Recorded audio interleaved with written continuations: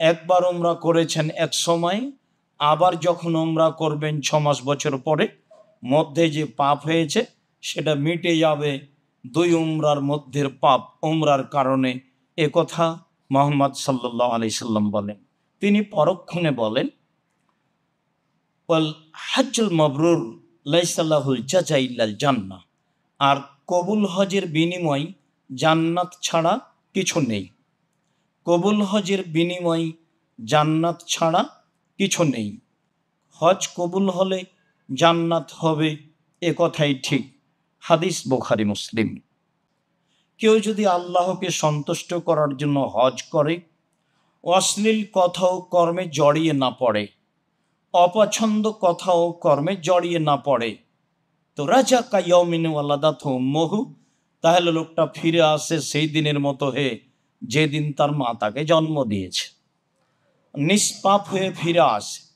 কথাগুলি আমরা অত্র দাওয়া সেন্টারে প্রথম জুমাগুলি হচ্ছিল তখন আমরা বলেছিলাম, মানুষ কি আমলে সেই দিনের মতো হয়ে যায় যেদিন তার মা তাকে জন্ম দিয়েছে, নিষ্পাপ হয়ে যায়। সম্মানিত দিনী ভাই বোন, তার একটা অংশ ছিল, লম্বা কথা নেই, সুন্দর করে অজু করে পায়ে হেঁটে মসজিদে গিয়ে জিকির আজকার করলে লোকটি হয়ে যায় সেই দিনের মতো যেদিন তার মা তাকে জন্ম দিয়েছে, নিষ্পাপ হয়ে যায়। অত্র হাদিসে রাসূল সাল্লাল্লাহু আলাইহি সাল্লাম হজের অনেক ফজিলত উল্লেখ করেছেন বলেই আমরা মনে করি।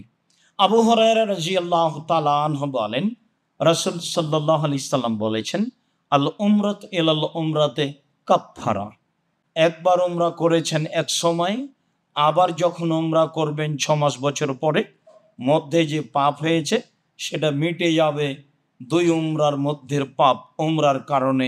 এ কথা মুহাম্মদ সাল্লাল্লাহু আলাইহি সাল্লাম বলেন। তিনি পরক্ষণে বলেন, ওয়াল হজ্জুল মাবরুর লাইসা লাহুল জাযা ইল্লাল জান্নাহ, আর কবুল হজের বিনিময় জান্নাত ছাড়া কিছু নেই। কবুল হজের বিনিময় জান্নাত ছাড়া কিছু নেই। আব্দুল্লাহ ইবনে উমর রাদিয়াল্লাহু তাআলা আনহু বলেন, রাসূল সাল্লাল্লাহু আলাইহি ওয়াসাল্লাম বলেছেন, তাবিউ বাইনাল হজ্জি ওয়াল উমরা, পৃথিবীর মানুষ তোমরা হজ উমরা একসাথে করো। উমরা হজের অন্তর্ভুক্ত রয়েছে। হজ উমরা একসাথে করো, কি হবে তাহলে?